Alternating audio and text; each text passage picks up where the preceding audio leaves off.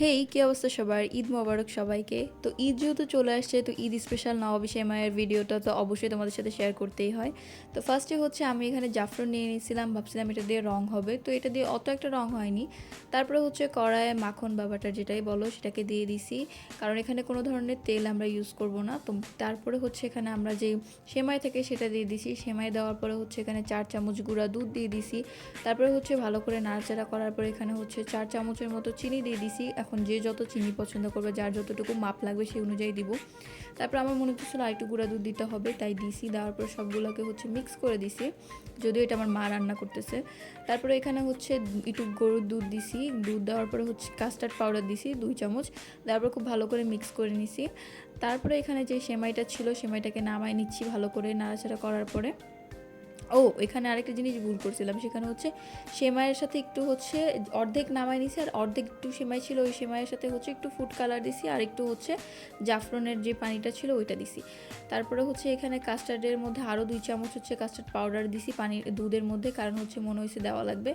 আর এখানে দুধ ইউজ করব, সেটা হচ্ছে ফুটানো দুধ ইউজ করব, এমনি কাঁচা দুধ দিলে গন্ধ হবে।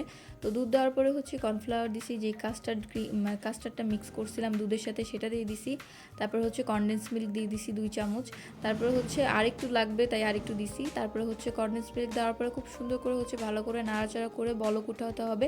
গ্যাসটা একটু হালকা আছে থাকবে, কারণ বেশি জোরে গ্যাস দিব না। এখানে হচ্ছে ওইটা আস্তে আস্তে করতে হলে নাড়াচাড়া করতে হবে বারভাবে। এখানে আমি হচ্ছে কোডিং করতে আসছি। এখানে ফার্স্টে আমি সেমাইটাকে দিয়ে দিছি, যেই সেমাইটা হচ্ছে আমি ভাজছি ভালো করে সেটা।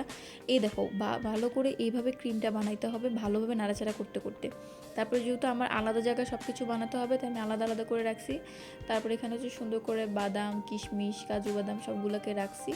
এখানে হচ্ছে ভালো করে আমি কোডিং করতেছি, কারণ হচ্ছে ভালো করে কোডিং করাটা মাস্ট। তারপরে যে ক্রিমটা আমরা রেডি করছি, আমরা কোনো ধরনের আলাদা ক্রিম ইউজ করবো না, নিজেদের বানানো ক্রিমটাই ইউজ করব। সেমাইটার উপরে হচ্ছে আমরা এই ক্রিমটাকে দিয়ে দিব, খুব সুন্দর করে লেয়ার করতে হবে, ভালো করে লেয়ার করলে ভালো করে টেস্ট হবে। আর এটা গরম গরমই দিয়ে দিব, অত ঠান্ডা না হলেও হবে, গরম গরম দিলেই টেস্টটা ভালো পাওয়া যাবে। সুন্দর করে হচ্ছে আমি সবগুলাকেই ভালো করে ক্রিম দিয়ে দিব। ক্রিম দিয়ে দেওয়ার পরে হচ্ছে আমি এরপরে যেই লাল সেমাইটা, যেটাকে আমি একটু ফুড কালার দিছিলাম, তারপরে হচ্ছে যেটা জাফরান রঙও ছিল, তারপরে সেটাকে উপর দিয়ে দিয়ে দিব। খুব সুন্দর করে এই হচ্ছে সেমাইটাকে দিয়ে দেবো। তারপরে যে আরেকটু সাদা সেমাইগুলো ছিল ওটাও দিয়ে দিব, যেহেতু দেখতে ভালো লাগবে। তারপরে হচ্ছে উপরে হচ্ছে বাদামগুলো দিয়ে দিব ডিজাইন করার জন্য। এই তো ফাইনালি আমাদের নবাবী সেমাই রেডি। কেমন হয়েছে আমাকে অবশ্যই জানাবা। আজকের জন্য এতটুকুই, নতুন ব্লগ নিয়ে জলদি আসবো। আল্লাহ হাফেজ সবাইকে।